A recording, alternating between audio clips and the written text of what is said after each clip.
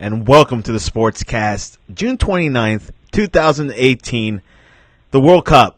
The first round completed yesterday on June 28th. Some surprises, but the biggest surprise was Germany getting eliminated from the first round with just 3 points, losing against Mexico 1-0, beating Sweden 2-1, and losing to South Korea 2-0. And we got Ryan Christa on the line. Welcome to the Sportscast.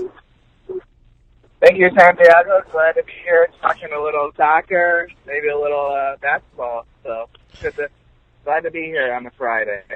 Well, we're going to go through the predictions, but overall, give me a quick summary of what were your thoughts of the first round, and then we'll go on to do some bracket predictions, March Madness style. All right. It was. Good, how are you? Well, I'll get it later. All right. It was. It kept us on our toes. I think a lot of the things that the experts were predicting. I think. And they quite come true, especially, obviously we talked about Germany, being one of the heavy favorites in this tournament, and they can't even make it out of group stage. And I think a lot of that has to do with the group that they were in was a very tough group compared to a lot of the other powers. I look at a team like France, who I don't think has just as much talent as anybody in the world that hasn't played as good, but they got several victories to show for it because the quality of their group wasn't as good as the other ones. And I guess the big other story was, the big controversy is that, Senegal and Japan were decided not because of their play on the field, but because of yellow card accumulations. I think there's got to be a better way of deciding who goes on to the knockout round. For a lot of these countries, just making it to the knockout round is so exciting, So now we got, would have been a great story seeing a team like Senegal on to the next round, but, because of the rules that they came up with, they're not moving on. The other, obviously, probably, seeing Ronaldo play so well for Portugal is exciting, seeing one of the best players in the world. And then, obviously, Messi, who didn't have a great first couple of games, but came on when they needed him in last game. So it's good to see, world-class players playing, best the best tournament in the world. Yeah, back to what you were saying about the whole Senegal, the tiebreaker. Obviously, this. For this to happen, to judge it by fair play, obviously it's kind of rare. You can say, I know that they were tied in points, tied in goal difference, and then it came down to fair play.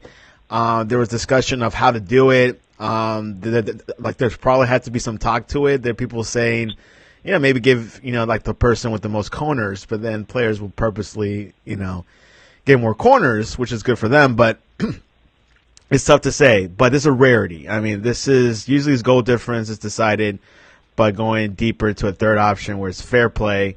I think it's we have to look at the alternatives, and I'm open to changing it. If this is the best way, if it's fair play, now keep it how it is. So we'll see. We'll see where FIFA will go on the situation. I really thought that Portugal could have won the group, but they lost out last minute. I think France has the most talented squad, but they're not on first gear. I've not seen them on first gear yet. Brazil got into first gear after the Costa Rica game, and then it showed it more into the Serbia match. And then, of course, Germany, failed out.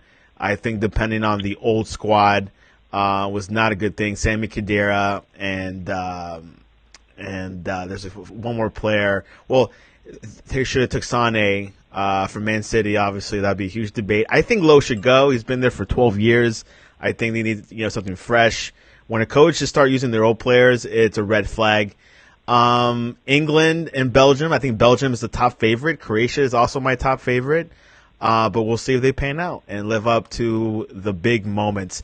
Let's jump into the knockout stage. First match, Uruguay, Portugal. Who do you got? again, we go back to world-class players, and we have two world-class players on each side with, Suarez and Ronaldo. Again, Portugal is kind of getting by, and Ronaldo pretty much single-handedly, keeping them in, especially the first couple of games. Again, a team that probably hasn't played up to their skill level, Portugal. I think Uruguay finished strong in this group, especially with that victory over the host Russia in the last round. I'm a big Portugal guy, but I'm gonna go Uruguay to advance in this one. I'm going to say the same thing, Uruguay. I think Uruguay has more of a complete team. Portugal just has Ronaldo. Then you got Caracema and Bernardo Silva in that team, but I don't think it's enough to beat Uruguay. Uruguay has a solid defense. People say that center back Godin and the other pair guy is one of the best defense in the World Cup. So I'm going to go for Uruguay.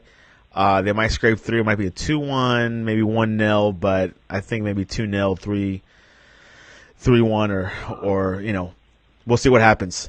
The next game, France and Argentina. Everyone's looking for this match to be a dessert type of match. Yeah, this when you see those two teams, you're not thinking around the 16. I don't think you're really thinking quarterfinals or semifinals even. I don't know. But, like we've talked about, two teams that I don't think have played their best football yet. Argentina, going into, midway through the second half of Game 3, I didn't think they're going to advance. I didn't look good for them, but, they were got some timely help and timely scoring there when they needed the goal. But, we talked about France kind of getting through, not really playing their best. Are they able to, turn that button on? I think I'm going to go with them. So, I'm going against the two best players in the world right now. But I'm going to go France, I think actually, kind of in a 2-3-0 type of game. Yeah, I think Argentina they're in a dysfunctional phase right now. I think the team is dysfunctional. I've heard that like the last game, it was managed by their players. I think Messi and Mascherano were like the leaders of the team, and they were deciding the formation and the tactics. So I think Sampioli, the manager for Argentina, has lost the locker room, and I just don't feel that it's healthy. I think France will have the edge. I'm thinking France 1-0. At best, penalty shootout. I could see this match going to penalties really easy. So we'll see how far Argentina goes, but I think France is a good enough team to stop them.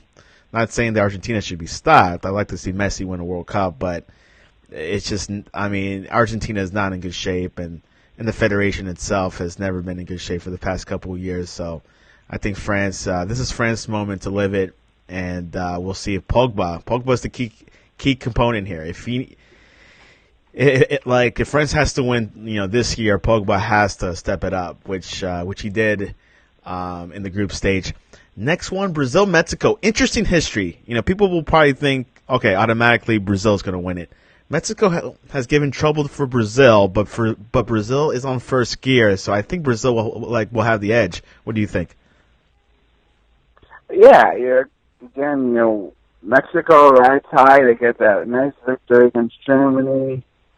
They played good enough against Korea. But they just didn't show up against Sweden. They weren't very aggressive. I think they had that mindset of just playing for a tie. They didn't seem like they're an attack-minded, which is when Mexico's at the best. They got some quick, fast athletes. That give teams around the world some trouble with good tactical skill. That's what makes Mexico, a dangerous team in the World Cup, and that's what they showed those first two games. I think they could have beat Germany 4-5-0. If you go back to that game, they were great that game. They maybe not as good against Korea, and playing out awful against Sweden. Sweden is a good team, but Brazil, you hit on it. They've kind of been consistent in that first round, where other world powers, we can't say that. Are they able to even go into the next gear? Do they have a next gear? I think so, and I think I think this is a toss-up game. I think Mexico is going to respond. I think I think they love their coach. They play hard for their coach. So I think, but Brazil is Brazil, and, you get another world-class player in Neymar. I'm going to go Brazil, maybe in a close game, maybe shootout, but I think they'll advance. I think it's Brazil 2-0. I think Brazil is going to Brazil can't take Mexico like they can't undermine Mexico. They got to take them serious, but they really got to score. With these teams, with Mexico, you got to score them early, so you just mess them up psychologically. The next match, Belgium, Japan. The story, I've kind of, we talked about things that are important in the group stage. I failed to mention, I think the best team right now in the group stage has been Belgium, superior against everybody. Had that match against England, and I think they show the world that, even though it wasn't necessarily a blowout, but they were by far the best team on the field. And I really think they're going to cruise past Japan pretty easily in this game. Yeah, I think Japan had a good, impressive group performance. They beat Colombia 2-1. They tied Senegal 2-2. Unfortunately, they lost against Poland 0-1, but they made it through thanks to FIFA Fair Play, so they probably want to thank FIFA. But I think I got Belgium 2-0, maybe 3-0. Belgium is the most complete team, and their B team even beat England. And obviously that was a B team match, but Belgium should definitely have that. So it might be a Belgium, Brazil, France, Uruguay. So our picks are the same, which is fine. It's totally fair. It can be opposite. Gotta be realistic. Next match, Spain, Russia. Some people say this is a scrimmage. This is a walk-on for Spain. A walk to the quarterfinals. Not so easy. There's a lot of pride when you're playing in front of your home fans. This Russia team, obviously, first two games really showed the world that they, even though they've been struggling coming in the World Cup, and frankly probably didn't deserve a spot in the World Cup the way they were playing leading up to the but, being the host team, they got an auto bid. But, they came and they crushed Saudi Arabia to start, and then, they played pretty good in their second match, and then, kind of fell on their face in the third match. But, there's a lot of pride. But Spain's got the talent, very deep team. I don't want to say it's going to be a blowout because of it being a host team Russia, but I think the game will never be in doubt. It might only be 1-0, 2-1 maybe, but I think when it comes, Spain will be control for most of this game. Yeah, well, that's your interpretation of whooping. No, Spain did not have an impressive group performance. I think their game against Portugal was the best, but then after that against Morocco and Iran wasn't too impressive. I think their midfield is probably one of the best in the World Cup. And, of course, they got Diego Costa right up top, probably one of the best strikers, in my opinion, top three. And they haven't utilized him at best. So hopefully we'll see him more explosion from him. But definitely Russia should, Spain should be in the quarterfinals. I'll write them in even way before the game starts. Next match, Croatia, Denmark. I think Croatia is the top two teams in this tournament. And Denmark, they tied against France, and they beat Peru. But I think Croatia got this. Probably 2-3-0. It's maybe where we just, I agree Croatia's played great. The ultimate team, that performance in Argentina might be one of the performances of this tournament. They flat out just whooped, Argentina, they passed the ball out. They're so technically sound, possession-oriented, good finishing when they have to. But, I think the Danish team is up for the challenge. I'm kind of 50-50 in this game. I really think Denmark is, plays within themselves. Again, another, they're very mirror images. Croatia probably has a little bit more talent than the Danes, but, that's why I'm going to probably go with Croatia. But I think this is going to be a heck of a game. The reason why I say Croatia has Modric, Radicic. This squad, this is like their last chance for them to do something in the World Cup. I mean, this squad has been around, for 2 cycles, but the talent they have is so impressive. They play in great clubs around Europe, so this is their chance to move deep into the tournament. The next match, Sweden-Switzerland. I think Sweden has shocked the world a little bit because they've taken out Holland in the qualifiers. They've taken out Italy in the qualifiers, and now people say they took out Germany in the qualifiers, but I think Germany did their fault. But I think Germany and Switzerland, I think Sweden will probably make it out. Yeah, again, I think Sweden is an interesting team. They're I think one of the funnest teams to watch because I think they're very attack oriented in the way they play. Attack, parking the bus strategy, and it's been working out. And you just talk to a lot of Italians out there, and they know what Sweden is all about. Colombia, England, interesting match. I think it's closer than when people expect. England has Harry Kane. I think that's the advantage. I think Colombia had a good group performance. Their defense, Mina, was pretty much the star of the show, scoring a header on both games.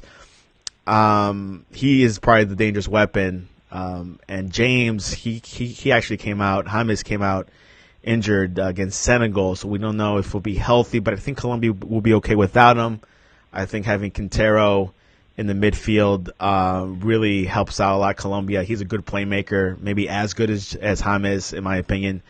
But England has Harry Kane, and they're more physical, England. So we'll see. What do you think?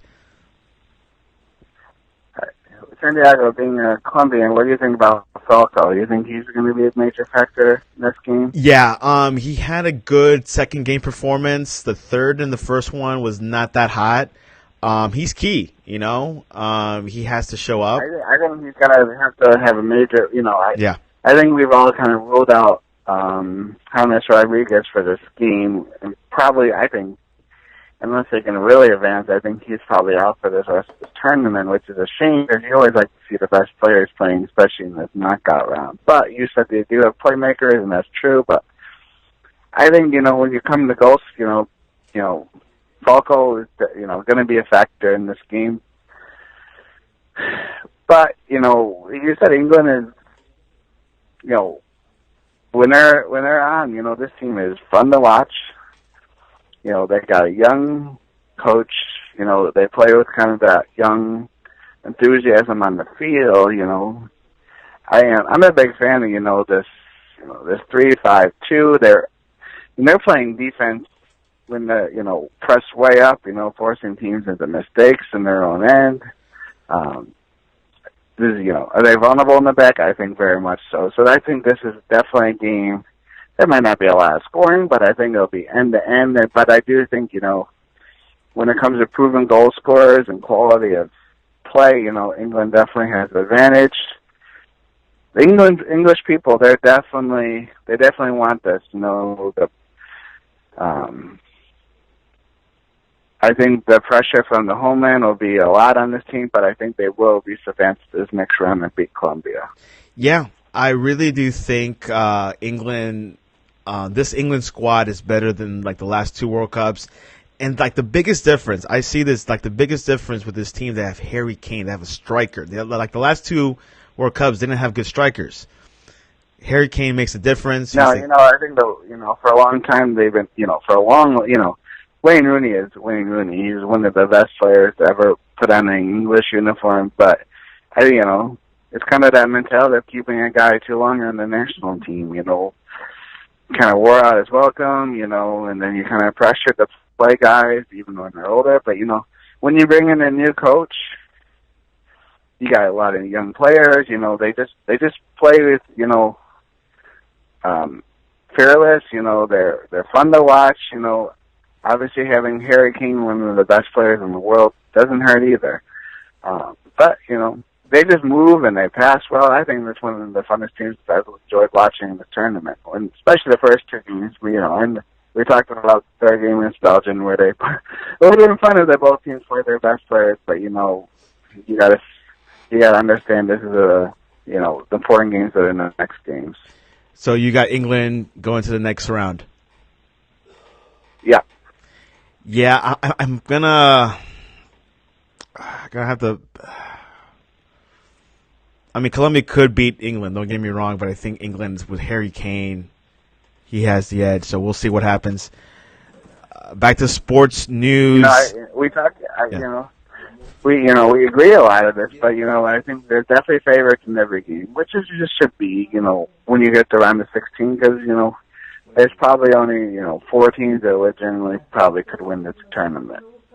Yeah. But I definitely any of those 4 teams, if they don't play well in this round, no matter who they're playing against, the game of soccer is a fickle game. If you're not on, and if you don't get the bounces, you're not going to advance.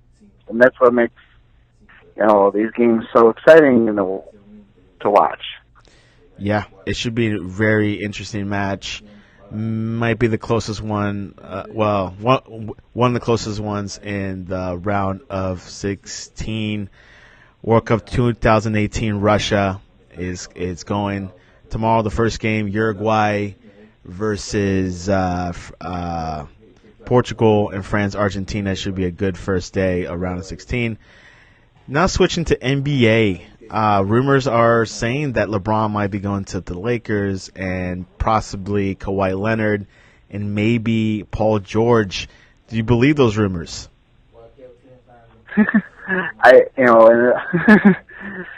They make this time of year exciting, especially these couple of days that have gone by, and these next couple of, once Sunday happens, the new year kicks off, and free agents are free agents. I don't think LeBron's officially told the Cavaliers, but it's all. But he is probably going to take his exit out of his contract, which he has the ability. Paul George has already told the Thunder he's going to. So these players are going to be ultimate free agents.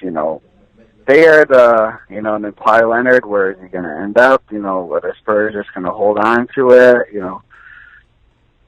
If I were San Antonio, and they're kind of the Patriots of the NBA, they're not pressured to do things, they're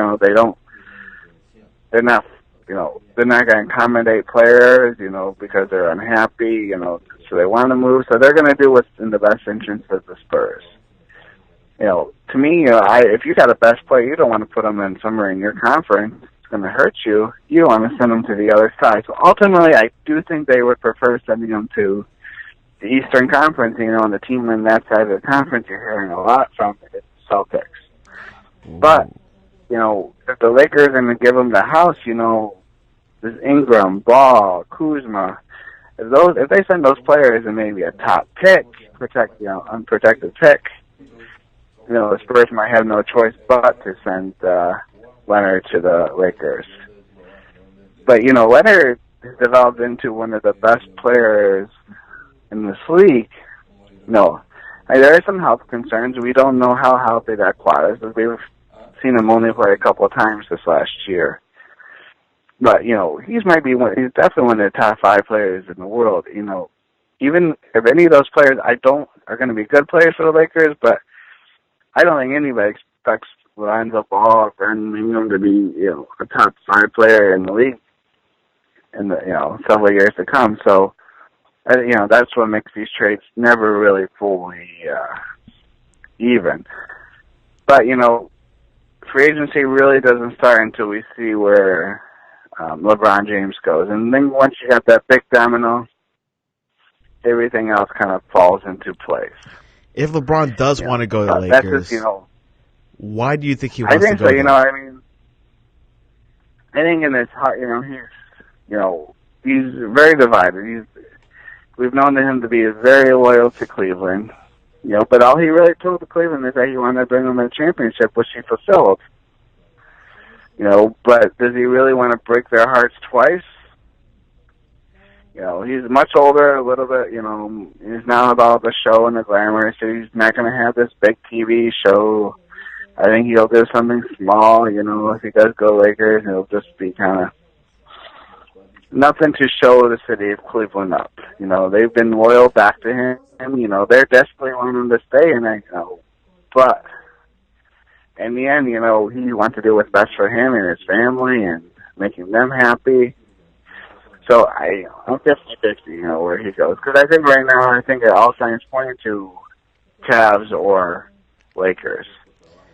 Why do you think he would go to the Lakers? Why would he go to the Lakers? Or what would you say? Why would you think LeBron wants to go to Los Angeles? Well, it's kind of the centerpiece franchise of the league. It's where the glamour is. It's Los Angeles. This is a man. I think when he moves to Los Angeles, he's moving to Los Angeles for good. That's where he wants to retire in. He wants his family to be based there. He wants to be an aspiring, movie producer. He's got, his son right now, is going to be one of the highest rated, college prospects in a couple of years. They play a lot of big-time AAU basketball out there. So there's a lot of potential, reasons why he would want to go to L.A., and I think if he comes, he knows other players will come to follow. So that's really never an issue, especially if you go to the Lakers. I think the problem with Cleveland was, even though he was there, he still had a hard time getting people to ultimately choose to play in Cleveland. But even if the Lakers get the stars as we think, like who would go, it will not be enough to top off the Warriors. The Warriors are the Warriors, and what's the major buzzer? What's the one weakness the Warriors have had, and it's not having a true center. And what's the rumor right now? Dwight Howard. If he gets a buyout from the Nets, after his recent trade there, he was willing to take the minimum because he's going to get a $23 million check from the Nets. And he's willing to take the minimum to go play for the Warriors. If they get an all-star caliber, almost potential Hall of Famer in Dwight Howard in the middle, that was kind of at least that one saving thing about the Warriors is that at least you can beat them inside because they don't have that great interior presence. But wow, they're able to get a Dwight Howard. You are right. I did not look at that scenario, so we'll see where things are shuffling. So free agency starts Sunday. Am I correct? No, on Sunday night, right? Yeah, that's where that's basically this is where they can they can officially reach out to the team. Teams can reach out to them, but nothing's really official. I think until like the 11th or 12th. So I think you're it's the going 12th. See, it's like a 12-day period. You see this once in a while. One of the most famous examples is a couple years ago. DeAndre Jordan says, "I'm going to go play for the Mavericks."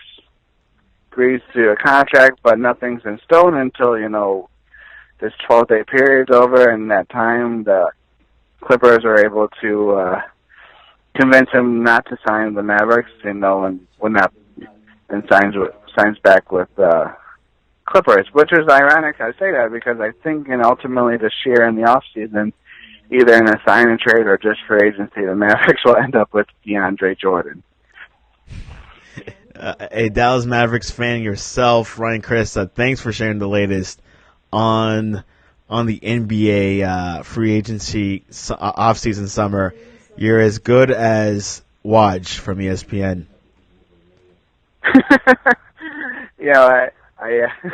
I'm basically, I'm taking all these knowledge I get from these experts, kind of putting them in a nutshell, so it's all in the. But what makes as exciting as to watch the NBA, I think there is just so much interest now coming this time of year because the NBA has branded themselves not necessarily team focused, but player focused. So there's not as much loyalty to LeBron James and the Cavaliers, but just to LeBron James. So you're gonna see a lot of people, if he does go to Lakers, will switch fans from being the Cavaliers to Lakers just because of LeBron James. So this is why there's so much interest in where these players go, because the NBA is branded, purposefully that to players, not necessarily to teams.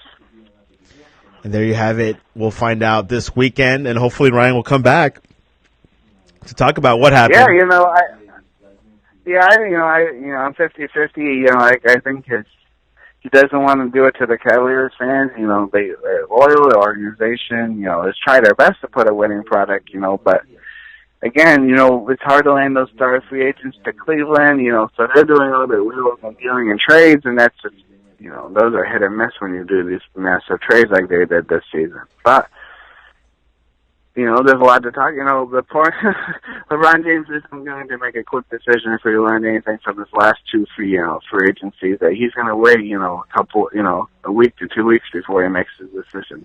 Yeah, it kind of looks like he's going to leave. It kind of looks like, but we'll see what happens. Ryan, how can people reach you? Twitter and My Dog Report, or hit me up on Facebook at Ryan Christa. Ryan Christa, thank you for coming on to the Sportscast. Sounds good, Santiago. It's good to talk some sports with you. Love you, Mindy and Cleet.